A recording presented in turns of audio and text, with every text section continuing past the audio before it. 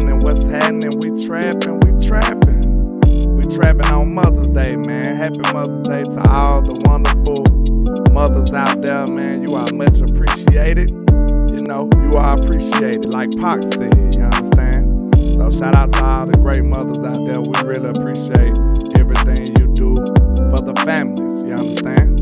We got HTM Sports in the building rocking, man. What's happening with you? Man, trying to live righteous on Mother's Day, man. Hey, appreciate everybody for tapping in, showing love to the trap, to the liquor store. Hey, we drunk trapping on the Sunday though, man. So y'all bear with us. You know, y'all can get right with the Lord right after this. Right afterwards, you know what I'm saying? We're gonna get you right. You understand?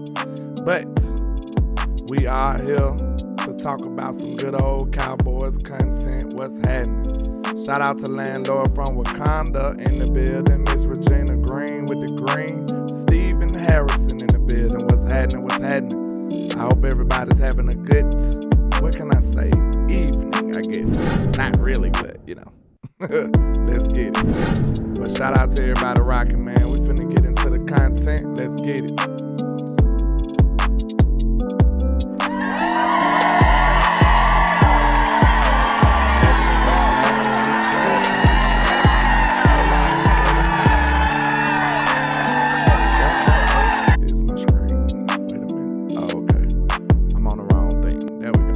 Shout out to everybody rocking. What's happening? Now you might think you at school or even at home or watching us through a phone, but I promise you, we drunk trapping today, baby. Trap. I promise. Trap. Happy Mother's Day to all the great mothers out there, man. Shout out to y'all. We really do appreciate everything y'all do. But what's happening with you this morning, Mr. Hen? Man, I'm doing good, man. You know, having my morning cup of coffee, you know, sitting back and, you know, we seen some stuff that caught our eyes, man. So we thought we'd come on here and talk to it about with y'all about it, man. Absolutely. It's some very interesting things going on. But I might have seen it was a bird or a plane. Oh. It's nefarious news, of course. That's what it is. Yes, shout out to everybody rocking, man. Mr. Brian Kite, Bruce got the toxic juice. Let's get into the content, man. Let's see. Where is my buttons at this morning? Bang. Yes, sir, Steve. Celebrate. Wait a minute. See, I think I was messed up this morning. Let me see. I put it in the wrong one, I think. But here we go. What areas and what passes? Now we got Mr. Mike Solari talking about the offensive identity and what he gonna do with Mr. Luke Schoonmaker. And shout out to Taiwan with the $5 super sticker. I appreciate you, sir. What's going on here? That is Schottenheimer talking, not Solari. That's Schottenheimer. My bad, Brian. Schottenheimer. My bad. Okay, let's go. Game, do you feel you can tap into right away? Yeah, really excited that we got Luke. The way it fell was great. I think when you look at him, he's a guy that we felt really could do everything, right? He can control the C gap in the run game. He's been well coached. He's real polished in the run game because of the way he was taught at Michigan, his strength, his lower body strength, his ability to fit combinations. But you don't realize how fast the guy is. I mean, he's a legit 4.58 guy. And wait a minute, Hen. Is he blowing smoke up our tail, man? What he doing? Trap. Do you think well, I don't know what he doing, but shout out to Taiwan for the $5 donation, my guy. They got you another entry for the Dallas Cowboy jersey on the 31st. So if y'all want to be like Taiwan and have a chance of getting a Dallas Cowboy jersey, you hit that cash app, man. Yes, also, for everybody that participate with the liquor store, we got a poll going on the actual page. Oh, it's going to be to choose which Dallas Cowboy ticket we're going to raffle off. The choices are between the Jets, between the Eagles, the Giants, and Detroit. So those are the 4 options for the 4 home games. And, you know, y'all go vote over there and y'all decide which one we're going to raffle off. So salute to y'all. But, you know, back to the actual content, man. Like, it really just depends. You know what I'm saying? Like, I was never high on getting a tight end. But, you know, in terms of like 40 time, we can just take a look and see what the hell he ran, right? See, you know, that's public knowledge what he allegedly in. Yeah, the facts is the facts, but I'm saying like he has some pretty glowing high remarks to say about the young man. You know what I'm saying? Now, of course, they ain't gonna. Of course, they ain't gonna have a diss record on the young man. So you know what I'm saying. But he was pretty glowing talking about him. Like he said, he glad the way it fell. He said he's a legit 4-5 guy, so he feel comfortable about him hitting the seams and going down, threatening the defense vertically. That's a lot of stuff that I didn't really technically see that much at Michigan. Now, that might not be due to what like his skill set, but it might be more like telling about how they wanted to use him. You see what I'm saying? Well, this is the thing. Like the things that he said were not, things that. Listen, I ain't saying that he didn't do it at all. He just didn't do it a lot at Michigan. You know what I'm saying? Like there's like a handful of plays you can catch him actually going down the seams, right? But he is mostly a great blocker. He mentioned that his ability to seal, his ability to block well at a high level, right now. So like those are things on his scouting report. He is a physical player. He is a good blocker. You know what I'm saying? Like he can chip and release. Like he got that down. He can seal the block and then get open. Just by faking like he's not part of the pass play at all. So those are things that he has put on film that he does excel at. But it's a wait and see thing for me. Even with him getting a glowing review, y'all know how I felt about getting a tight end. And y'all also know how I feel about other guys on his roster like Jake Ferguson. I think right now, as of today, he's a better overall NFL tight end. Because I think he's a better weapon. But we'll see. Let's say like you said, he ain't gonna go out here and drop a two. He ain't gonna go out here and drop a Tupac, hit him up. This on him, ain't like gonna hit him up. Shoe. I don't even know what a shoemaker is. You know what I'm saying? He ain't gonna go out there and say that. He ain't gonna say F is college in the click he claim. He ain't gonna say that. Now, you know what I'm saying? So he ain't gonna go full Tupac on him. So we understand that it's gonna sound good, like initially, of course, but. Real quick. Shout out to T Smooth TV for the $5 donation, man. They got you entry into the raffle on the 31st, and I appreciate you for the love and support, my guy. Thank you. Shout out to T Smooth, man, with the support. We appreciate y'all. But what was I? What we were just talking about? You threw me off. My bad, man. We were talking about Shoemaker not getting dissed immediately. Oh yeah, of course they ain't gonna do him super bad. You know what I'm saying? And I've heard some interesting reports somebody was saying like that they looking at him to be like the leader of the group. You ain't hear somebody say that? One of the reporters was saying stuff like that. So I'm like, I hope this ain't one of those forcing issues. You know what I'm saying? Hopefully they ain't gonna try to force this. I hope it just happens naturally. You understand? Cause of course I'm taking what's his name? Ferg over both of these boys. So. Trap. I've actually seen Ferguson produce in NFL. You know what I'm saying? So I don't know. Yeah, see, hey, listen. When me and Choctaw agree on some shit, you know it's real. Straight up. That's very seldom. You know what I'm saying? Shout out to my brother Choctaw. Choctaw don't agree with nobody, man. I like Choctaw because he always speak his mind when he comes to the chat, man. He don't just come in here and agree. It's always a fight. Oh, that's my dog. I rock with him heavy, man, because I like the contrarians. You know what I'm saying? Yeah. Because that's healthy debate because it's a lot of stuff that we need to discuss. So, yeah, that's why I do enjoy people that can test some of this stuff. You know what I'm saying? Because we don't supposed to be uniform. That's why we discussing it. Mm-hmm. You see what I'm saying? We discussing it to transfer thoughts and opinions and trying to get the best result out here on this field, man. So, yeah. Right. And listen, when you agree on too much of something, that means either one or two things. Either Dallas Cowboys are doing a lot of shit right or they doing a lot of shit wrong. Straight up. Like, it ain't no in between in that area. You know what I'm saying? But, yeah, man. So let's get back into some more of the interview. I like what he said, though, so I'm hoping he ain't just trying to be nice. You know what I'm saying? We need you to tell us the truth, too, sir. You know what I'm saying? Don't toe that company line that much now. But I'm sure he got to be kind of high on the guy anyway because they did draft him, so they got to at least like him. You know what I'm saying? In what areas and what passes in his game? I feel really good about that entire tight end room. It's a really good young tight end room. They played a lot of football last year, which is great, and I think Luke just falls right in the mix with it. How different is it will it be for you as the coordinator not to call the plays? I'm not sure if you've had. That was a great question by the media team right there. You know what I'm saying? It was good and messy. You know how we like it over here.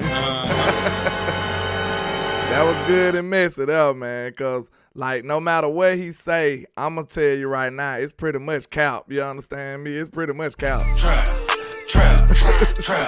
In my opinion, because, I mean, if you a play caller, you pretty much want to call plays, bro. Like, let's just be real about this. Let's be honest.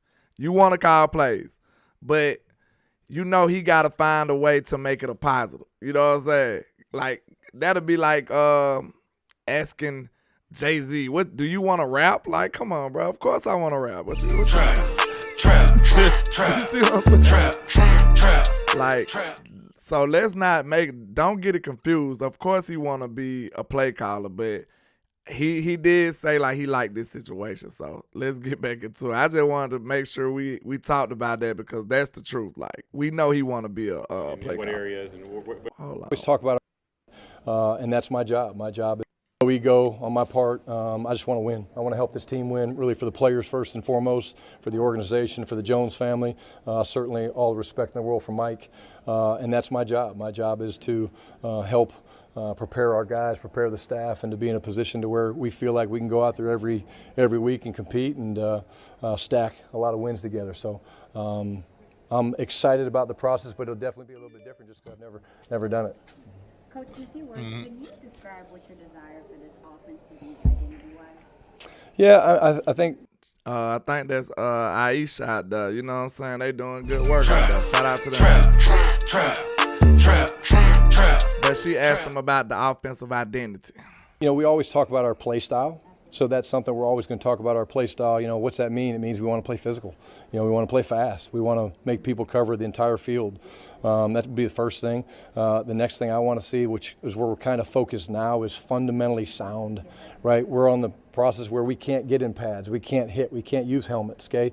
We can throw and catch, but really the magic of what you're trying to do right now in these next couple weeks leading up through the break is to develop those fundamentals. So I was taught a long time ago that, you know, the biggest difference with the NFL and college is there's so much parity and there's not a huge difference in talent. And I thought that was a great point he made, man. I thought that was a great point. See, that don't get talked about enough, man. You know what I'm saying? About how limited we are as far as, like, getting these players prepared and ready these days. Like, they you know, the NFLPA and stuff, they kind of, like, won the negotiating the collective bargaining agreement to where they don't have to do as much work these days. Like, you know what I'm saying? It's only a certain amount of full contact practices that's allowed. Like, they got some real strict rules about the way they structure doing this stuff. So that do put the coaches in kind of like a compromising situation when they trying to get these players ready. You know what I'm saying? So did you hear how he was, like, pretty much emphasizing on fundamentals and stuff like that, because that's what you can focus on when you can't be doing all the contact stuff. Yeah, I seen that. And if you let it play, he's gonna talk about, you know, the build up and the ramp up to the installing and implementation of some of these offensive sets. But yeah, you're right. You know, like, especially even though he said that the offense is not broken and that this and that, you know, that they had a lot of success with it, they still going to be learning a lot of new concepts that were not included in Kellen Moore's scheme. So, you know, it's going to take time. And I like the fact that they're working on the fundamentals of it to start. Because, you know, when you're building on something, you always have to have a good foundation. Whether it's building a house, you know, you can't build a car without having a good chassis. And, you know, you damn sure can't build a good offense without laying the foundation to it. So Facts. I like that they're starting with the meat and potatoes, you know, of it early. So, like, after you add on to it, you know, you have something to build on and draw back on, you know, when you're back against the wall. And I think that was something that was missing with Kellen Moore's scheme. You know, he called it himself a collection of plays, and that's not going to be the case. No, with this, it's all stuff. I don't think he that called happens. himself that. I think they called No, it, right? No, well, I'm talking about with Kellen Moore. Yeah, I'm saying I think the other people called him a collector No, plays. no, Kellen Moore said that himself. Nah. That it was. Yes, Chill listen. Go back and look at it. Chill Go back out. and look at it. Go back and look at what he said. Like, listen, I ain't gonna sit here arguing the video evidence. Don't like, you can tell me that, bro. He crazy enough to call himself a collector of plays. That's a bad thing. That's a bad thing. Listen, cause he said that he said that's exactly what they did. At Boise, he said they had a collection of plays that they like to run, they like to run, and they like to be multiple in the things they were able to do. So he said, of course, according to the opponent, you might tailor some of the plays to take advantage of them, but it's not like we're gonna do this often, like in a regular scheme. That's why Boss will run around calling it the no ID offense. That shit ain't have no rhyme or reason to it. Man. Shout out to Boss Cowboy. Shout out to Boss Cowboy, because I don't know if he was the creator of the term, but I mean, that was the great description of it. You know what I'm saying? That was exactly who it was. That's exactly what made you get games where Amari Cooper getting targeted like 3-4 times. Like, make that make sense, man. Trap. It's crazy. But shout out to all the mothers out here in the chat box too, man. We got to make sure y'all over here rocking with us on Mother's Day. We got to make sure we give y'all proper respect. Shout out to Miss You Goddess, happy Mother's Day to you. Miss Etta Lockhart, happy Mother's Day to you. You know what I'm saying? We in here. Shout out to y'all. Trap. If there's any more mothers in the chat box, let me know. I'm not trying to miss out on nobody. Unfortunately. But, y'all rocking with us on Mother's Day, you get a special shout out. You know what I'm saying? That's just how it go. But you could be anywhere in the world, you know what I'm saying? You could be anywhere in the world, but you're here with us. So we appreciate you. But let's get back into some more of the things he said. I think there's some things that we're really excited about that he can bring us from a vertical. I think Luke Hold on, I think we missed that.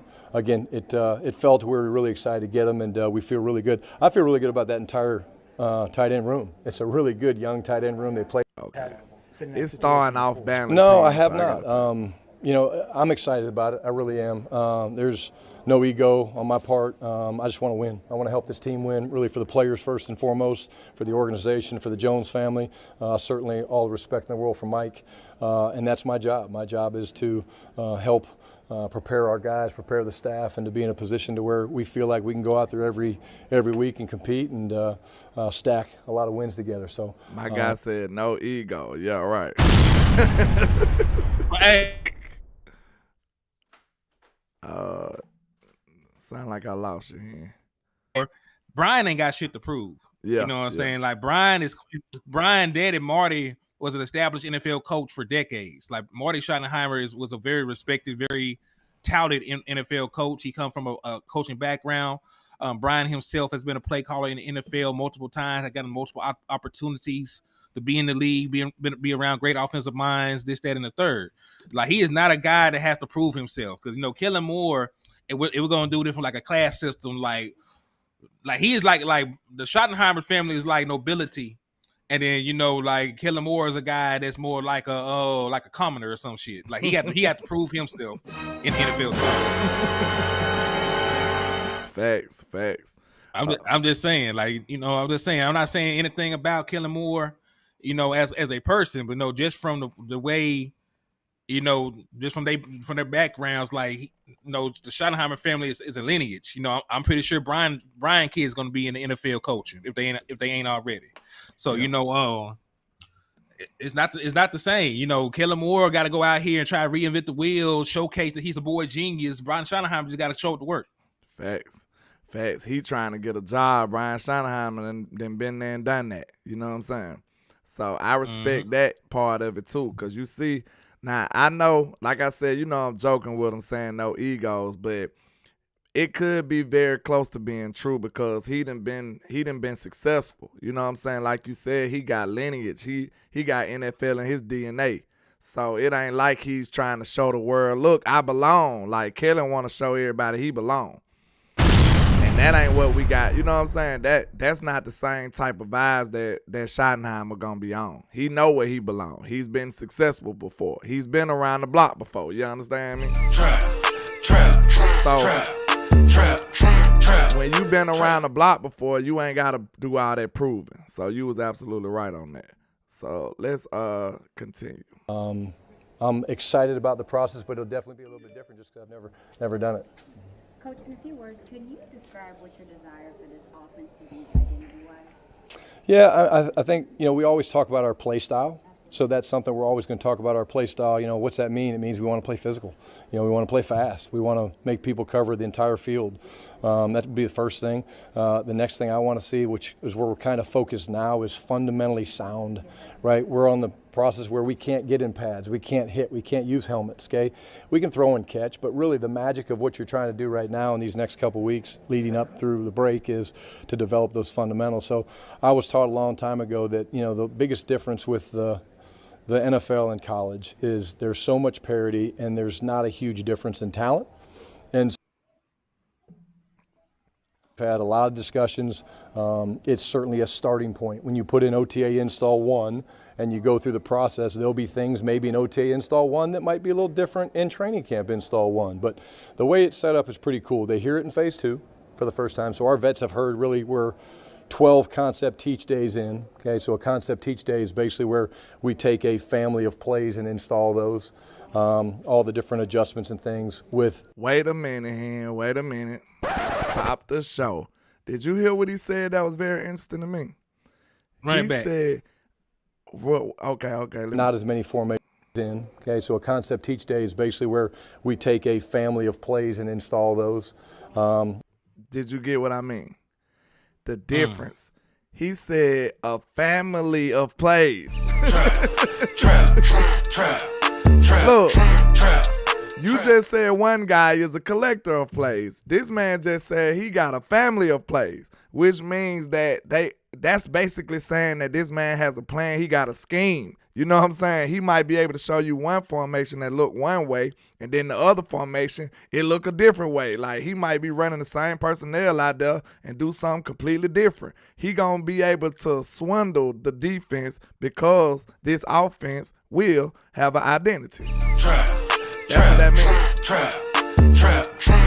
That's what that means. I agree with that.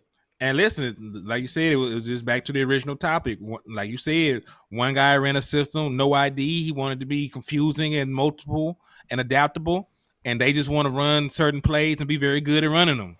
And that's really what makes it special. Yep. And when you are able to just lay a foundation like that, like he talks about in a second, if he finna talk about playing fast, you know what I'm saying? When your offense is overly complicated, you are not playing fast. You know what I'm saying? You gotta think about what's gonna happen. You gotta make sure this person does this, that. Nah, like when you doing that much damn thinking, you're not playing fast. When you're just running an offense, all I gotta do is get here at this point, then you'll be great. So that's what I like about it. So let's continue with the clip. When he said family of plays, he won me over. That's sad that it's just that simple term that we need over here. You know what I'm saying? It's sad. Very necessary. I'm excited about the process, but it'll definitely be a little bit different just because I've never played fast. We want to make people cover the entire field. We can't use helmets, okay?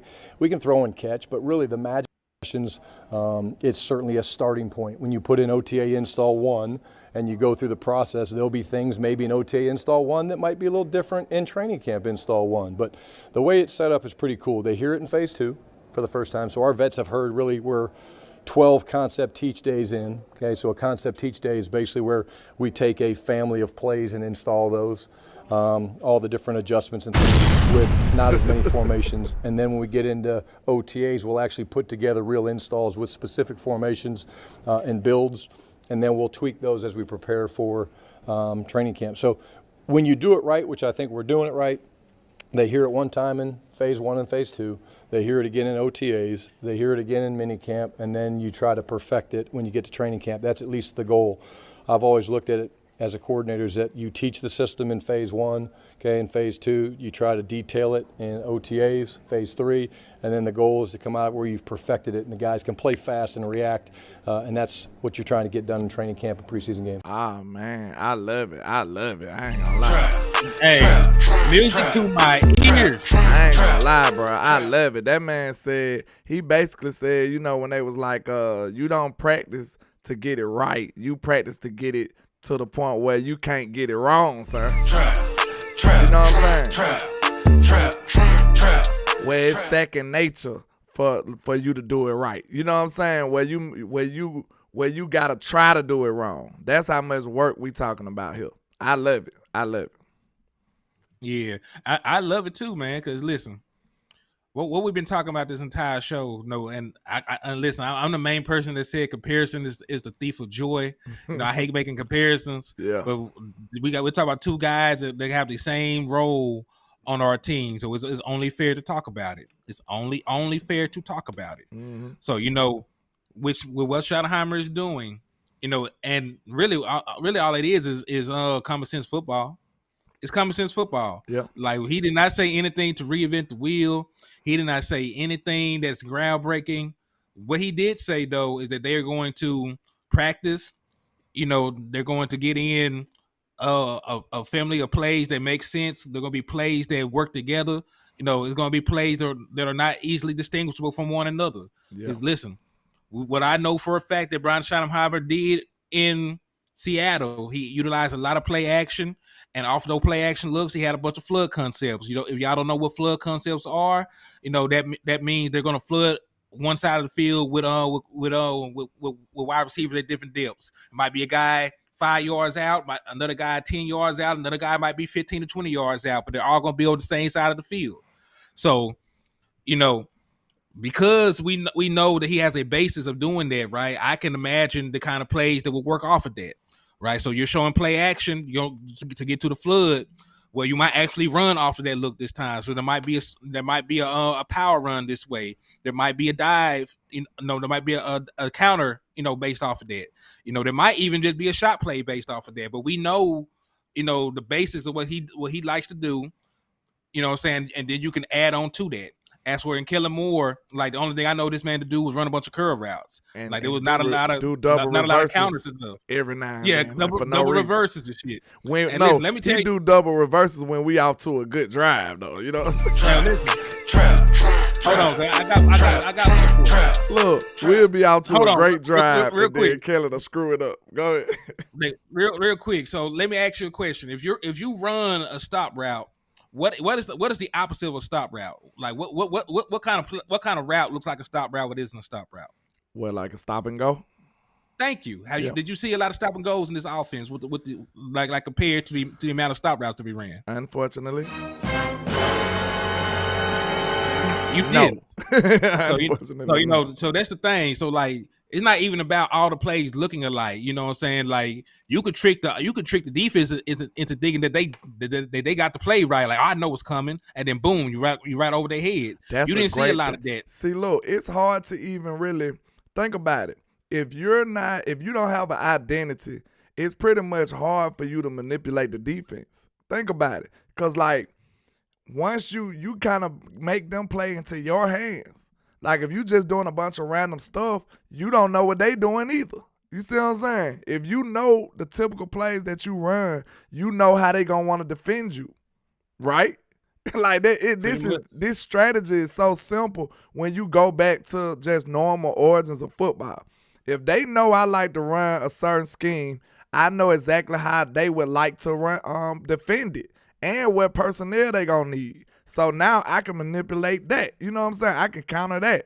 If you don't have an identity, you don't know what they doing, and they going to pretty much be able to be in base and just wait for you to come to them.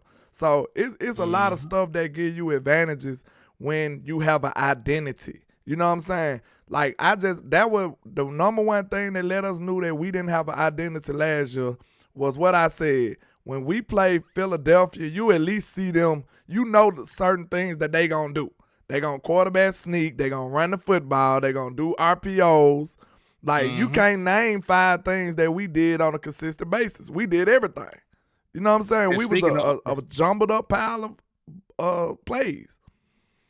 And speaking of RPO, the Philadelphia Eagles led the entire NFL in passes off of RPO last year, so they definitely did have an identity.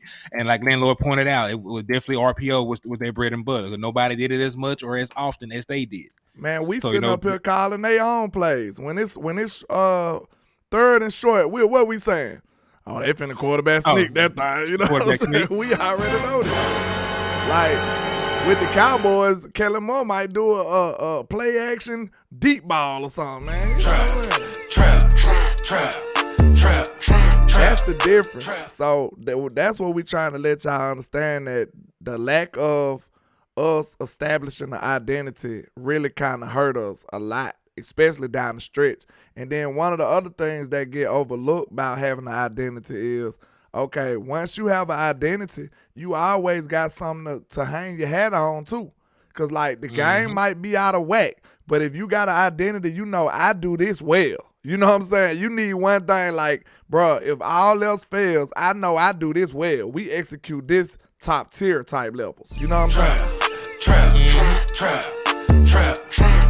So if you don't get that, if you don't have that in your bag, you pretty much screwed. Because, like, what do most people do when they get into a situation, when they back against the wall?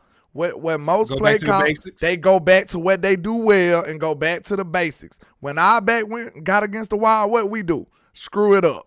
That's what we did. That's what we did.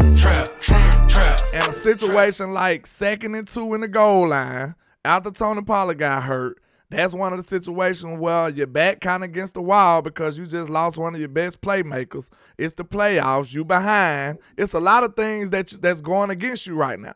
So you pretty much, you're back against the wall. And in a situation like that, I would very much so prefer a play caller that's very much proven already, that's been around the block before, that got a long list of plays that he can refer to, and then know exactly how to handle these certain situations. So we didn't have any of that, man. Yeah, for example, like people gave, Linehan a lot of flack for being predictable. But I want y'all to go back to think about a game that he called in 2016 when we went to Pittsburgh. We started that game. We ended up winning that game, but we started that game down 12-3. Would have been 14-3 had they just kicked the field goal instead of going for 2-point conversions 2 times. So what happened? The offense was sluggish. We were not moving the ball well. What did he do? They went to one of their bread and butter plays. They called Linehan special. As y'all know, it was just a screenplay to Ezekiel Elliott. And what he do? Take it for a touchdown. So, the reason they know that it works is because they had used it early in the year. They had used it multiple times in the year. They were their best screenplay. Mm-hmm. So, that's type of shit we're talking about. Like when things are going sideways, when you don't start the way that you think you should start, you need to have something to get you back on track. That's a great statement right here too, real quick. Paul said the element of surprise is the setup. Man, I think he put that perfectly. You know what I'm saying? It's the setup. Because you could be doing these normal plays, normal handoff, and then hit them with a haymaker and now it's a touchdown. You know what I'm saying? See, they people that just want to call random plays, they don't get that. And then a lot of times, them random plays ain't setting that up. So that's why you don't be successful. You see what I'm saying? Like, if you just calling random plays, you ain't setting nothing up. You are not in control right now. I feel like you in control when you got them on the ropes and they think they know what you're doing, but you sitting up there like, hey, watch what I do to you when that time comes. You see what I'm saying? Yeah, and we very rarely saw Kellen Moore set up plays and then actually come back with a counter.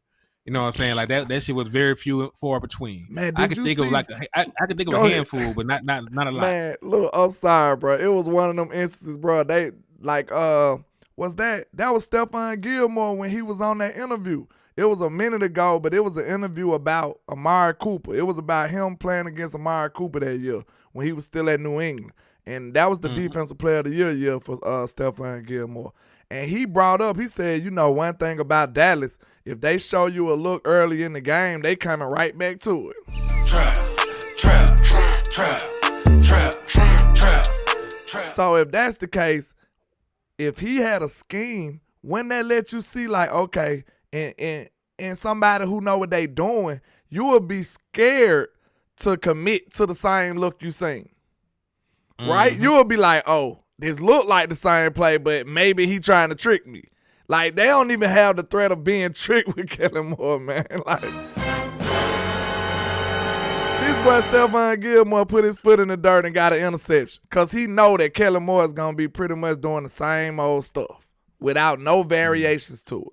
Like, that's crazy to me. That's crazy. Yes, listen, it's a safe bet. You know, if the wide receiver stops in front of you, you know, it's a safe bet that you can just try. You can try run full speed and jump the route. It's not gonna be, like you said, it's not gonna be a stop and go or a slant and go or none of that shit. Like they're gonna just try it and get the stop route thrown. He never do that. And what's so sad is everybody know that's like a cheap touchdown. Like a sorry team will get you on a stop and go sometimes. You know what I'm saying? Like Washington. We know they super sorry. Look, a sorry team will get you on a stop and go from time to time. So why wouldn't you incorporate that into your scheme from time to time? Like, just to shoot your shot. Like, okay, let me see if this works. Just pull it out at least once or twice a game. Like, we never did stuff like that. No, listen, it was a lost art. And listen, if he actually had that installed into the offense, we might have been even better. Yeah, but think about you ran it at such a high rate. You know that they're going to start trying to jump it. So you know, like, listen, like we could have had a couple more touchdowns just off of stop and goes. But like you said, it never turned into anything. But what Choctaw say though? We're gonna read the brother comments. I thought he was talking about the scheme, but he kind of went to something else. But he was like, football is like boxing and MMA. Pick and choose your weapon round one. Fight. Dallas proceeds to drop 50 on Philadelphia and then pay your respects. So, yeah, he's still eating on the Eagles. But I really do like how, like, it's straight strategy, man. Like, this is the art of war. Like, that's what the real OC's doing. You see what I'm saying? That's why you can clearly see that we'll be in a deficit if we going up against a good coaching staff. Because we like, Kellen can't even match wits with these dudes. Shout out to West Coast Cowboy in the building. What's happening, sir? Trap. What's happening? Hey, shout out to Cuzzo. What's up with you, my guy? But yeah, man, like, that's why we knew we was at a disadvantage when it comes to the big fights. You see what I'm saying? The big fights, we like, dang, man, Kellen got to be able to match wits with this dude. He got to be able to, not only in the playoff game, in the big matchups, you got to be able to match wits with them. You got to be able to, once they adjust on the fly, you got to be able to counter. You know what I'm saying? Like, that's a lot of stuff that you asking from a pretty much inexperienced, unproven play caller, in my opinion. Like, you need somebody who's been there before for the big fights. See, that's why Kellen, if you think about it, Kellen had success in the normal regular season. Like, regular season, he cooking. But when it comes to the playoffs and you matching wits with some of the best minds in football, and now it take real strategy, it take real concepts, and you know what I'm saying? It take a lot of in-depth stuff that Kellen just couldn't keep up with. Like, that's where I said this before. Kellen Moore lost to D'Amico Ryans. That was one of the biggest fights we lost against San Francisco. Like, that's what I don't think people understand. Like, you don't get the same results 2 years in a row and that only be personnel. That got to be the philosophy that you went into the game with. You mean to tell me Kellen Moore prepared for this football game for a whole year and got the same amount of points? Like, That right there is very telling when you take all these points into consideration. Like, he's clearly losing that battle against D'Amico Ryans. And that pretty much let you know why he got a head coaching job. But hopefully that defense take a step back without D'Amico over there too now. Hey. Just because you got the players, that don't mean your defense just going to pick up where they left off at. That's why we should be happy that we keeping Dan Quinn. You know what I'm saying? Facts. Yeah. Yes, I definitely agree with that. Because, hey, and listen, you know, like, Dak Prescott has beaten the 49ers before. Like, he was undefeated against the 49ers until the playoffs in 2021. So it's not like the 49ers were this amazing team that's been giving Dak Prescott problems. We ran through them plenty of times. It just now, when they had the Miko Ryans, they had that personnel grouping, and we had Kellen Moore, of course. Like, we had some issues. You know what I'm saying? I don't think that Kellen Moore scheme really was designed to stop that the 49ers defense. Joe said Kellen Moore goes into a gunfight with a pillow, man. He ain't even got a water gun, Joe. He said he got a pillow. See, he very underprepared. You know what I'm saying? He is doomed. But I feel you though, man. So hopefully we got some better, better strategy going into these big fights. The boss fights is where we struggle. I'm excited about these helmets. I got certainly a start for the first time. So our vets have heard really we're on, and you go through the process. There'll be things maybe in OTA install 1 that might be a little different in training camp install 1. But the way it's set up is pretty cool. They hear it in phase 2 for the first time. So our vets have heard really we're 12 concept teach days in, okay, so with not as many formations. And then when we get into OTAs, we'll actually put together real installs with specific formations and builds, and then we'll tweak those as we prepare for training camp. So when you do it right, which I think we're doing it right, they hear it one time in phase 1 and phase 2, they hear it again in OTAs, they hear it again in minicamp, and then you try to perfect it when you get to training camp. That's at least the goal. I've always looked at it as a coordinator is that you teach the system in phase 1, okay, in phase 2, you try to detail it in OTAs, phase 3, and then the goal is to come out where you've perfected it and the guys can play fast and react, and that's what you're trying to get done in training camp and preseason games. Grew up a Boston sports. This is Luke Schoonmaker, a couple of comments that came from his, pretty much one of his first rookie interviews. Fan, but yeah, had some good years there. Yeah.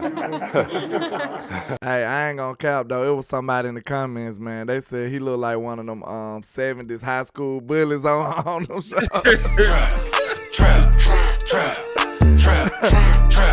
He sure he do, man. He looked like one of them dudes off them 70s movies that used to be bullying people too. That was a funny description. I liked watching Gronk, and then recently I've loved watching Kittle too, but.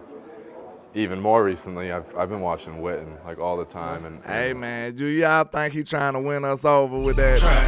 Trap. Is he trying to win us over, or you think that was just, if that was genuine? Hand, what you think? Man, nobody care. He said man, don't do Schoon like that, man. This is a kid here. You got to get a kid a fighting chance. Like, he's a cowboy now. You know what I'm saying? You got to give him a chance. He ain't did nothing bad yet. He ain't did nothing good. Hold on. But he ain't did nothing bad yet either, though. You know what I'm saying? Listen, I ain't said nothing. I just said I ain't said nothing. Listen, I don't care about lip service. I don't care if he said he was out there watching Novacek. He can tell me whatever. I don't give a damn. Line up, block, catch the ball. You know what I'm saying? I will see all I need to see from that boy doing training camp. Shout out to DC for Life Texas with the $5 super. He said, "What's good, Cowboy Nation? DC for Life. Let's freaking go, Cowboys. Happy Mother's Day to all the moms out there." Absolutely. Appreciate you supporting us to DC for Life Texas in the build. But don't do Schoon like that, man. You got to get a man a fast shot, okay? Don't be like that, hen. It is a Sunday. Do you need an intervention, sir? Let me know. Listen, if you let me if you let me say what I gotta say, we wouldn't even have to be out here. Do your thing. Do your thing. You act like somebody I know, but don't do that. Yeah, man. I don't care about lip service. All I said, you asked if I believed him. If he's trying to win us, I don't give a damn. Like, I don't care if you out there watching Witten. I don't care if you out there watching Novacek. I don't care if you're meditating. I don't care if you're on a vegan diet. I just need to see you do something on the field. Training camp, preseason. So that's where I want to actually make my decision about what the hell going on. Now I'm gonna make sure I clip this, cause when we see on Sunday, we gonna see Hen in the crowd saying "Schoon" when that boy balling out there, man. We gonna see you. You never gonna hear. Listen, hold on. We gonna see you saying "Schoon." You ain't never gonna hear. Listen, you ain't never gonna ever hear me call a grown man Schoon. No. He need to change his name. Oh shit. He ain't gonna be like school. Listen, let me when ask you, that boy what the hell is a School, schoon? What is a schoon? Listen, let me ask you, what is a schoon and how do you make it? I have no idea what a school is, Okay, but I hope then. he ball out though. That's all I'm gonna say. I hope he balls out too, man. It's all in jest. You know, shout out to Shoemaker. I hope that he does very well in the NFL, man. So, hold on, wait a minute. Swain and the bad influence in here this Sunday talking about some school. That's too soon. Oh man, y'all so crazy. Ultra Cowboy, so look, I'm thinking you took a liking to Mr. Schoonmaker because you been dogging Tolbert out, and this man played a collection of 3 plays, but you been dogging him out. So if you know what I'm saying, I want to see you keep that same energy. If Schoonmaker don't make it on the field as much, you know what I'm saying, I want to see you keep that same energy now. That's what I want to do. You got to be fair. You know what I'm saying? Because, like, the one thing I had against what you, like, how strong Mr. Ultra Cowboy stance is on Tobe, because he be cooking my boy Tobe. The reason I feel like you can't just go that far, Mr. Ultra Cowboy, is because if you've been on a team before, it might not be your fault the reason why you don't get no playtime. Like, it could be some politics. It could be anything. It could be a collection of things that make you not be on the field as well. So I still try to give him a slight benefit of the doubt. Like, I seen the physical traits. That's why I believe in him. I think he can play. But, you know, we'll see what happens this year. You might be right. I might be right. We'll just have to see what happens. That's all I can say. You know? Yeah, listen, it's wait and see for everybody. Just like I believe in Tolbert, I still ain't seen it. You know what I'm saying? So, like, I have to see his ass. I don't care. Listen, that'll be the same thing with Tolbert. I don't care if you've been watching I don't care if you've been watching Playmaker film. I don't care about if you've been watching Drew Pearson. Go out there and show me something on the football field. See, it's the same thing with Shoemaker. Wait a minute.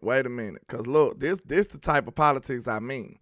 Okay, he said Schoonmaker would be tight end number 1. But do that means he would be the best tight end? These the questions I'm asking. Trap. Because I think people don't get what I mean when I say this. Just because they force him into the starting lineup because they used the 2nd round pick, that don't necessarily mean that he'll be the best tight end. Because we've seen foolishness like that occur. You understand? They try to justify themselves. So that don't necessarily mean he'll be the best tight end. But I'm putting my money on Ferguson. That's what I'm saying. I think Ferguson is the better player, and we'll see who right. That's all I can say. We'll see. Mm-hmm. Yeah, listen, like, I think Ferguson right now, because let's think about this. Just think about it in terms of development. Ferguson has been in the league already a year. He's been practicing with Dak Prescott the entire offseason. Right, he has a year of development on his belt. Been through an offseason program, been through OTAs. Already had his rookie minicamp under his belt. So in terms of development, having timing and a relationship with the actual guy throwing the ball, he's going to be way ahead of Shoemaker year 1. You know what I'm saying? So, like, realistically, you know, you would think that Jake Ferguson would be tight end 1. You know, to start. There's no way in hell that you can really believe that a tight end that only had 1 year of production in college should be able to come in and take his job, especially if our tight end coach is doing his job. Yep. There's no way that he should be able to catch up to him that quick. Facts. And then you hear how Lunda Wells talking about these tight ends. He is very high on Jake Ferguson and Hendershot as well. But I think they just look at Schoonmaker as an inline tight end, and that's like probably not what Ferguson can do it, but that might just not be his strong suit. I think Ferguson a little more on the receiver end. You know what I'm saying? But we'll see. He said Ferguson is not as talented as Schoonmaker. You talking about numbers? You talking about testing? Because that don't necessarily reflect what happens on the field. Tom Brady was not as talented as Ryan Leaf. Kelvin Joseph is one of the most talented corners we got on the field. Like, that don't mean nothing. We talking about testing. Kelvin Joseph, what he ran, like a 4.3? That boy fast.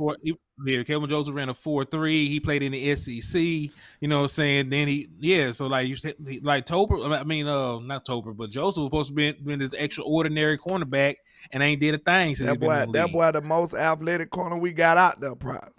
And he has been playing like hot garbage. So I don't think you want to use that just off of testing. You know what I'm saying? There is a reason they drafted Schoonmaker. Even Brian Schottenheimer said they wanted him for vertical routes. Hey, I'm not betting against the kid, but I'm just saying I want you to know that I feel highly on Ferguson as well, man. I think y'all sleeping on Ferguson. You know what I'm saying? I think y'all sleeping on Hendershot. You know? And listen, what else are they going to say, Kinfo? They're not going to go out there and say, "Yeah, man, we spent the second round pick on this tight end and he ain't been doing shit." Yeah, they ain't gonna diss him. Even if it wasn't true, even if it was true that he's not out there doing something, they're not going to say it. So like we will see when they actually line up, and we will see week one who the starting tight end is. And I give it a little more validity if, say, for instance, it was 2-3 more high-end tight ends on the board and they still took Schoonmaker. I take it more, you know what I'm saying? I put more respect on it then, but we know that tight end kind of got washed out and they went and reached for Schoonmaker. Most people knew that was a reach. This man was not the best talent on the board. So regardless of how y'all feel or how high or low you is on him, it was plenty more like better talents on the board. Maybe not at tight end, but at different positions, it was nowhere near that he was the best player in that range. Yeah. Man. I ain't know you was dissing, man. Don't do that. Like I said, I like the contrarians, That don't mean I'm right. That don't mean he right. But we'll see. That's all that means. Big Benny Rich said he from the Show Me State, Missouri. Give me Ferg. Straight and listen, up. Ferg has at least caught touchdowns and caught passes in the NFL. You know what I'm saying? Like I'm not just gonna give it to Schoonmaker because he was the second round pick. Some teams You know what I'm saying? do foolishness like that. Some teams do goofiness like that. They do. But I hope we not one of those teams. We too close. Now, most of the time you'll get a team doing some foolishness like that if they far away from being a real threat. You see what I'm saying? But like we too close to being content. Like we in a contention window, so we don't got time to be doing goofy stuff, man. That's all I'm saying. Right. And listen, if he goes out there, he earns it. The key word is earns it. He deserves to play. But if he's not better than Jake Ferguson, then his ass need to be the backup tight end. And if they really want to run 12 personnel like that, he can still get on the field. See, the way I am, for the sake of the team, Ultra Cowboy, I pray you right. I hope he come out here and be way better than Ferguson them. Like that's all right. I hope he is. But I'm just telling you my honest opinions and my honest evaluation of the player from right now compared to Jake Ferguson, what I seen them produce in the NFL. I can't sit up here and lie to you and act like I just feel like he better than Ferguson. That wouldn't be true. I wouldn't be being honest at that point. Mm-hmm. Troy Moore says, question, landlord, is Schoon what you wanted in the sense to help us win now? That's a good question. No, I know that's you a didn't good ask question me, but for I me. threw this out there. Yeah, that's a good question for me because it really fell in a bad groove to me because I felt like tight end was kind of a win now move.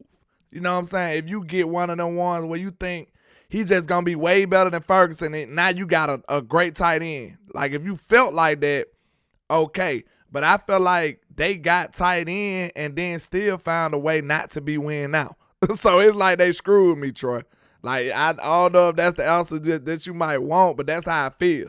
Because I feel like they found a way to get tight end and not be in win now mode. That's just how I feel. When they selected him, he was not the best player on the board. You know what I'm saying? Like, he didn't even have a second round grade. Now over here at HTM Sports, did he have a second round grade to you, landlord? From what we had? No. Okay, no. I talked about Boss Cowboy. He did not have a second round grade to Boss Cowboy. So you know what I'm saying? That's just us. And then you look at the media, they didn't give him a second round grade. but he got picked. He got his ass picked in the second round. Yep. So like there were better talent. And shout out to DC 4 Life Texas for the $5 donation. They got you another entry into the raffle. So shout out to you for the love, the support. And if y'all want to be like DC 4 Life and improve your odds of getting a jersey, just hit that cash out. But yeah, with that said, did you just kill an Eagle fan? Hopefully. No, drop a bomb on him. But yeah, man. Like I don't believe so in terms of like helping the team win now. If you wanted to win now, you could have got a tackle, you could have got a guard. Tank Dell was available. You could have improved your wide receiving room because remember, y'all talk about Mike McCarthy likes tight ends, but when he won the Super Bowl, he was going 4 wide. They were going 4 wide. That's a good point right quick, Micah H. That's what I feared, though. That's what I was telling HTM and West Coast before we left. Know what I'm saying? He said maybe the best player for them and their plans. Exactly. That means, I hope their plans are right. Because, the safest way is just to get the best player. You know what I'm saying? Because that sounds super needy to me, though, Micah H. You know what I'm saying? That's where I feel like you get in trouble when you reach for need. That's where you get in trouble at. Like, that's the easiest way to flop your draft pick, in my opinion. So, and bro, it wasn't even a need. that's my issue. I wouldn't even necessarily feel like it was a need. Because you just invested a 4th round pick in Jake Ferguson. You know what I'm saying? You tried out Peyton Hendershot. Y'all said y'all like what y'all saw from him. You got McKeon on there to be your special teams tight end. So you had tight end sold up. And then like my brother landlord reported now, you did not necessarily just jump up there and improve. It's not like you got one of these tight ends that had a 1st round grade. You got a guy that you probably overdrafted. Now, if you sat up here and told me, because I told y'all, like, this what's weird about me. I been felt like Dak was missing this dominant tight end. If you sit up here and tell me that you gonna get Dak this dominant tight end, I feel like, okay, this is a win now move. But I don't see him just being this dominant tight end taking over everything from day one. I just don't see it. I hope so. If I'm wrong, I swear I'd be happy to come up here and eat crow in front of everybody. I would be thrilled. I would be thrilled to do so. Chata said NFL different beast. The Big Ten was horrible, to be honest, defensively 2 years in a row. Yeah. I mean, we'll see, man. We'll see. I pray I'm wrong about how I feel about him. I wish him the best. I hope he do succeed. I hope he be great, Right, and listen, like we're talking about just in terms of if you wanted to get a big ass tight end that was fast, you could have did like Coach Moore brought this guy to my attention. Like he came on the show talking about this guy. You could have got Zach Kuntz, you know what I'm saying? Yeah. Played the Old Dominion, was 6'7", ran a 4.55. You know what I'm saying? Powell is not helping the conversation, man. Come on, man, don't be like this. Listen, I'm just saying. Listen, no, I'm just saying. And I'm not even talking about getting him in the second round because Kuntz winning like the 4th, 5th, 6th, some shit like that. He would pick 220. Did you see what our brother Ashton Powell just said? What my boy said? That was very discouraging, sir. He said, bro, he played behind Sean McKeon at Michigan. He couldn't beat him out then. Trap. Because people fail to realize this is an older player. That's another thing that's alarming for me. So, cause think about it. When you gonna start the season at 25, like how high is your ceiling really at that point, right? You see what I'm saying? Like I think that's a question, cause like you already a 25-year-old tight end. Like, how high is your ceiling gonna be from the player you are now into the player that we want to see you become? Like by the time he get his first contract, he might be out the league. Trap. So this was what I'm saying. It was a lot of red flags with that pick. Like we ain't gonna sit up here and blow smoke up y'all behind and act like we just in love with the pick now. You seen my reaction. That was the truth. But all I'm saying is now I'm looking at him as a player that we're gonna have to figure out how we can win with him. How can we use him and how can we be successful? And pushing him to the starting tight end over everybody, I wouldn't think that'll be fair. So, of course, make it an open competition then. If he beat him out fan square, then, hey, I'm out of here. He beat him out fan square, then, hey, kick Ferg to the side. That's how I feel. I feel the same way. You know what I'm saying? If he goes out there and he outperforms him, you won't hear shit from me. You know what I'm saying? If he goes out there and he plays better, you know, that he earns the job, he need to be out there. You know what I'm saying? I feel that way about any position. But, you know, I don't want you to just give it to him just because you used a second-round pick on him. You know what I'm saying? And listen, hopefully they don't do that because they didn't do that with Kelvin Joseph. You know, he was a second-round pick. They didn't just hand him Anthony Brown job. You ain't lying, Texas T. See, they ain't going to show that. Texas T said, I want a snippet of the second-round pick like they gave us in the first round. Like, what were we thinking? Like, for real. You remember, give us that dialogue y'all made in the room. I want to hear that. Like, that's a big face right there. I want to hear that. I want to hear that, Texas T. That's a great point. Like, y'all ain't share that information. Hold on, Tony Snow. If Schoon ends up being tight end 3, I'm gonna knock all this shit over. if he can't beat out Peyton Hendershot, listen, if he can't even beat out Peyton Hendershot, then I'm gonna lose my shit. So no, let's pray, you know, that he can at least be 1A and 1B. Like you know, because my boy over here, Michael H, is trying to be, you know, total line. He said they would still be competing for tight end 1A and 1B. You know, they do want to do more 12 personnel. You know, we talked about it on this show. So, you know, we'll find out. He said he can beat Henny. But listen, tight end 3, that's horrible. You know, that's horrible. Second so, you know, round pick. And then I want some. Of course, we gonna give Will McClay them they flowers because we know they draft well. But I want people to remember they do screw it up sometimes too. Because look, what's the last pick that everybody was up in arms about? Think about that, and then that'll tell you a lot. What was the last pick we made and where everybody was like, I don't know about this pick. Where this guy come from? Y'all sure that was a reach? Okay, he got the bill. You don't remember who this pick was? Tell me. Nation Wright. Trap. Bro, everybody was like, who is this kid? You sure you want him? Like, didn't nobody know who he was like that? Like, everybody was like, this a reach. They said that.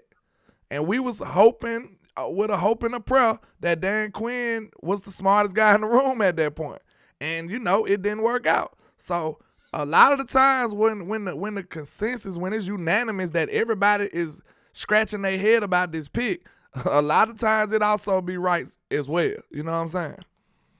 Yeah. But I am gonna say this: like Nation Wright has been a serviceable backup. You know what I'm saying? He's not a world beater and no shit like that, but he's been a serviceable backup when he got his opportunity. Did he justify that third round pick though? No. So that's what I'm saying. That's third round is pretty high though. You know what I'm saying? Like third round is pretty high, especially for somebody who didn't have the cachet to be getting drafted that high. Like, you know what I'm saying? Like it's different for me. Cause nobody felt like he's supposed to be in getting drafted in that area. Nobody felt like it was a smart pick. So, well, hey, listen, it's year 3 now, so we'll see what happens with him. Shit, that clock ticking, ain't it? That clock ticking. That's what I said. I had a whole debate about it. Well, not a debate, but I kind of went on a semi-rant about how I don't like coaches drafting people just solely off the prototypical bill, because I feel like it be smaller players that's real football players. You know what I'm saying? You will overlook them just because this guy's tall. I don't like that, man. Give me football players over them bills all the time. See what I'm saying? Like, I don't want you to overlook a guy who's actually got the production and actually playing football just because this guy's tall. Like, nah, don't do that, bro. Don't do that. Give me the football player 2 times on Sunday. That's how I look at him. I agree with that, man. I definitely agree. Because listen, we got in trouble with that with Kelvin Joseph. Like, he was more of the prototypical build, and we passed on him for multiple players. Matter of fact, we only talk about the fact that we did not get Asante Samuel Jr. We could also got Nick Bolton. Look, Ashton Powell just said this. Listen, you on the same page. He said he gonna forever be linked to those players we could have had. Talk about pressure in the words of Land. Good grief, man. He ain't lying, man. He ain't lying about that. Yeah, matter of fact, I didn't even see that coming. So great yeah. minds I think said alike, y'all Action was Pal. on the same accord right there. Yeah, we're on the same wavelength. Cause listen, because Nick Bolton, them messed around, and helped the Chiefs win the Super Bowl. Matter of fact, he was the linebacker that picked up the Jalen Hurts fumble, ran it back for a touchdown. Yeah, You know what I'm saying? He was great. He a great young linebacker. We could have had him. We could have had Asante Samuel Jr., who had he had like 3 interceptions in the playoff game. Yeah. So so shout out to Miss JC Cowboys Network, Miss Jasmine Guile. Happy Mother's Day to you. Shout out to you. Trap. Yeah, man. But you said something, man. Like, cause we betting on your wits over a lot of other GMs and a lot of other DCs in the league who telling you that might not be a smart move. You know what I'm saying? Like, they had to, if I ain't mistaken, Brian Broaddus and them said I didn't even know who Nashawn Wright was at the time. If I ain't mistaken. I could be mistaken, but I know one of them people that was on the .com draft show, they was like, he wasn't even on my board. Like, for real. So, a lot of time when stuff like that happen, man, it's a reason why some of them players don't make it. And we be hoping that they did enough digging to where they know what they seeing. But sometimes it don't work out as well. All right. But, hey, I'm not going to lie to you. I have my prior engagement I have to get to. Yeah, I'm finna have to get ready to get up jump out off of here myself. too. Yes, sir, man. But we can go ahead and get ready to wrap it up. I appreciate all the love and support. Make sure you let the people know where to find you, sir. Yeah, it's your boy Henny the Moore, putting live from the liquor store, man. I appreciate y'all for the love, the support. And remember, keep slapping the shit out of them Eagles fans. If you slap the shit out of an Eagles fan, you will get half off all the items in the liquor store. So I encourage you to use your discount while supplies last. And remember, if you see one in the middle of the road, you have my permission to run they goofy ass over. Ah, man. That's the way to end the show right there, sir. You know what I'm saying? Straight like that. And you know I go by Landlord from Alabama, your plug for everything about America's team. And once again, happy Mother's Day to all the mothers out there, man. We appreciate all the love and support. Y'all make sure y'all hit that like and share for the squad. It will not charge a card. And enjoy the rest of y'all day. Let's get it. I appreciate you coming through, Mr. HTM. Hey, anytime, bro. Let's get it. Y'all make sure y'all hit them likes up, man. Make sure y'all get this video over 100 likes, man. You know I'm trying to grow. Make sure you go subscribe to both channels. Y'all make sure y'all help my brother HTM get over that 1K. You know, like we say. Let's get it. And like I say, 1K, one love, Cowboys Nation. Let's go.